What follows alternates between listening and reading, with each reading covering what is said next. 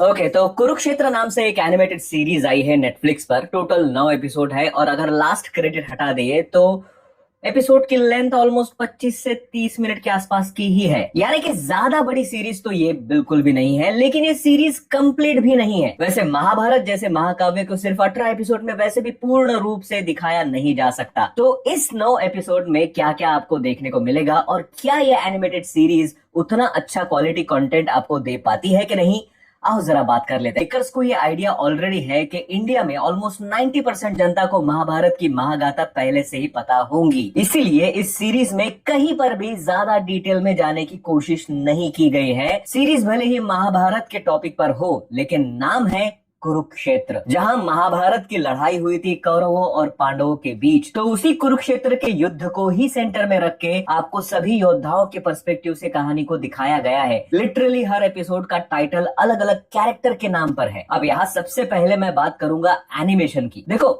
महाअवतार नरसिम्हा के बाद एनिमेशन की डिमांड ऑलरेडी बढ़ चुकी है। महाअवतार में एनिमेशन की क्वालिटी 19-20 होने के बावजूद एंड एनिमेशन में फ्लॉज होने के बावजूद उसके प्रेजेंटेशन के दम पर वो लोगों के दिलों को छू गई थी। सेम यहाँ भी है, बल्कि मैं तो कहूंगा कि इस सीरीज में एनिमेशन महाअवतार नरसिम्हा से बढ़िया एंड स्मूथ है। बस सारे कैरेक्टर्स पता नहीं क्यों एक जैसे ही दिख रहे थे और थोड़ा और फेशियल एक्सप्रेशन पर काम करना चाहिए था शायद इनको। वो तो भला हो डायलॉग्स लिखने वालों का कि हर कैरेक्टर को उनके नाम से बुलाया जा रहा है, तब पता चल रहा है कि हाँ ये अर्जुन है, ये कर्ण है, ये द्रोणाचार्य है, वगैरह वगैरह। लेकिन इस चीज की कमी पूरी करती है अगेन इसका प्रेजेंटेशन। भाई कहीं पर भी टाइम पास न करते हुए स्टोरी लाइन काफी अच्छे से फास्ट पेस्ड आगे बढ़ती रहती है। इसमें जितने भी वीएफएक्स शॉट्स हैं वो काफी अच्छे हैं। एक जगह जहाँ श्री कृष्ण अपना विराट रूप दिखा रहे हैं अर्जुन को, वो सीन काफी अच्छा बनाया गया है। एंड शायद ये सीन भी अगर बड़े पर्दे पर थिएटर में दिखाया जाता तो इस सीन के लिए भी जरूर लोग हाथ जोड़ के खड़े हो जाते। बाकी एक बात तो है कि अगर आपको महाभारत की स्टोरी के बारे में जरा सा भी पता नहीं है, तिनका भर भी पता नहीं है ना,